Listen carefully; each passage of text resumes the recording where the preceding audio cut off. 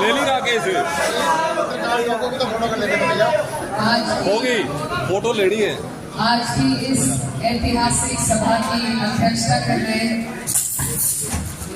रामनाथ सिंह हमारे बीच में कुरुक्षेत्र से चलकर आए पूर्व सांसद हमारे मुख्य अतिथि श्री राजकुमार सैनी जी यहाँ पर मंच पर उपस्थित और बहुत खूबसूरत संचालन कर रहे बहुत ही कर्मठ और जुझारू संदीप सैनी जी, मंच पर मदन सिंह सैनी जी, परवीन सैनी जी, धर्मेंद्र सैनी जी, दिनेश सैनी जी, जोगिंदर जी, अनुज जी,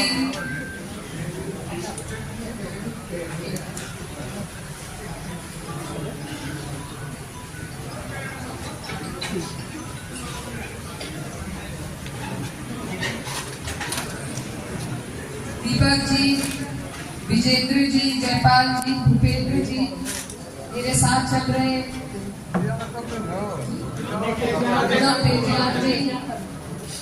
साजिद हसन मेरे मामा जी, मेरे चाचा मुस्तकीम कच्ची गढ़ी से और तमाम हमारे क्षेत्र के जिम्मेदार लोग जो यहाँ पर मौजूद हैं, आप सभी का मैं इस्तकबाल करती हूँ। आप सभी को नमस्कार, अस्सलाम वालेकुम। आज बहुत खुशी का दिन है, दो हमारे पास अवसर है। आज ईद भी है और हमारे महात्मा ज्योतिबा फूले जी की जयंती भी है, तो इन दोनों ही खूबसूरत अवसरों के मौके पर आप सभी को ढेर सारी शुभकामनाएं। और आज का दिन आपकी सभा से और भी ज्यादा ऐतिहासिक हो जाता है। आज हम लोग यहाँ जिनकी जयंती मनाने के लिए उपस्थित हैं, वो हमारे समाज के सामाजिक न्याय के ऐसे योद्धा रहे हैं जिन्होंने समाज सुधार के लिए अपना पूरा जीवन न्यौछावर कर दिया। अगर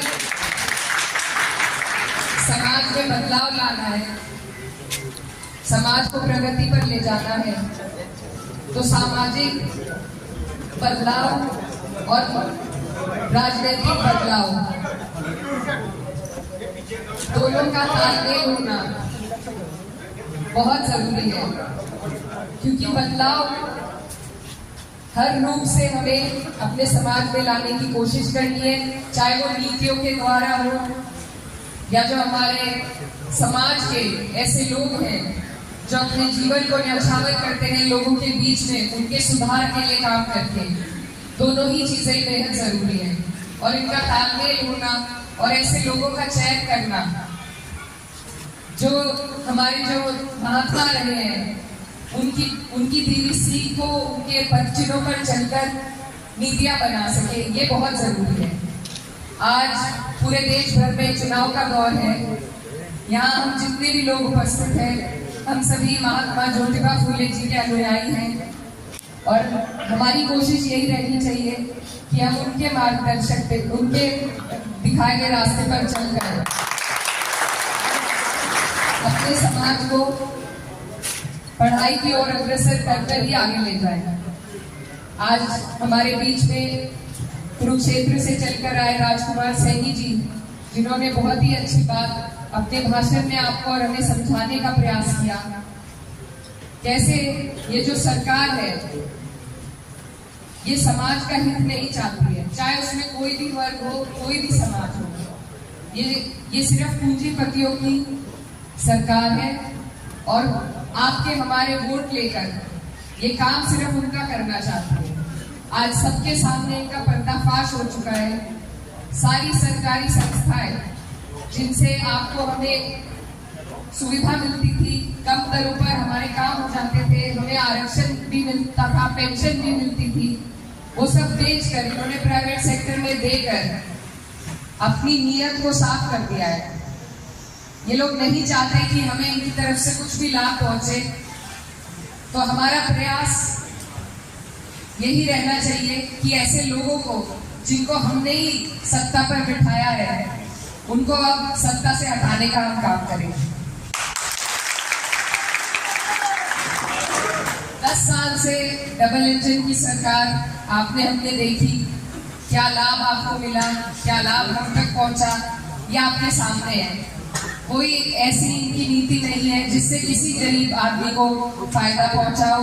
कोई ऐसे संस्थाएं इन्होंने नहीं बनाई जिससे हमें एजुकेशन में रास्ता दिखे, महिलाओं के लिए हो चाहे पिछड़े वर्ग के लिए हो। ये लोग सिर्फ हमारा वोट लेकर, हमें आपस में लड़ाकर सिर्फ सत्ता हथियाने के इनकी मंशा है। तो आप सब यहाँ पर जागरूक लोग उपस्थित हैं, आप लोग सब समाज के हितैषी हैं, आपके दिल में समाज की चिंता है।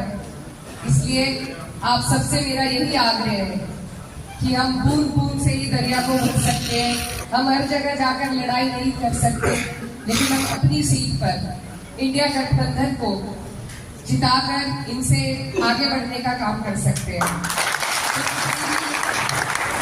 जितनी भी हमारी इंडिया गठबंधन की सीटें हैं, उन पर हमारा यही प्रयास है कि हम लोगों को जोड़े, 36 बिरादरी को जोड़े, उन्हें जागरूक करें कि आज तक उनको मिला क्या है, सरकार से क्या मिला है। सरकार का काम है हमारे समाज के सबसे आखिरी पंक्ति में जो इंसान खड़ा है, जो सबसे दबा कुचला गरीब प्रताड़ित इंसान है, उस तक लाभ पहुंचाना। लेकिन ये सरकार इसके विपरीत ही करती है। आपने देखा होगा किस तरीके से इन्होंने इलेक्टोरल बॉन्ड का जो स्कैम किया है, पैसे इलेक्टोरल बॉन्ड के जरिए लिए और ठेके दिए गए।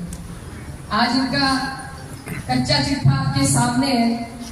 पिछली बार हमने इन्हें 90% वोट देकर जिस गद्दी पर बिठाया है, इस बार अगर हमने अपने इस मौके का, ये जो चुनाव का मौका है, यही हमारे पास एक ऐसा मौका है जिसमें हम बदलाव कर सकते हैं।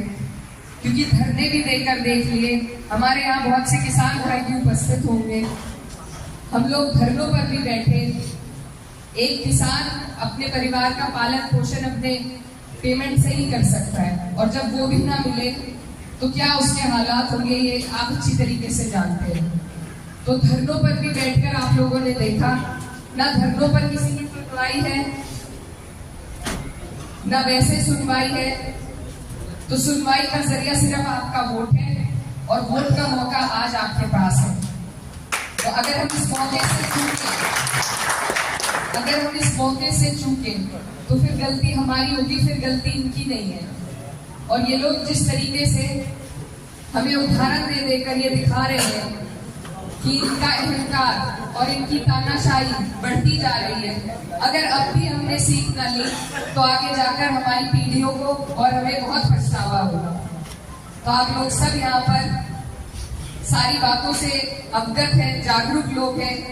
मेरा आपसे यही कहना है कि जो लोग समाज का विभाजन करते हैं और समाज में दरार डालने का काम करते हैं और फूट की राजनीति पर जो गद्दी हथियाना चाहते हैं,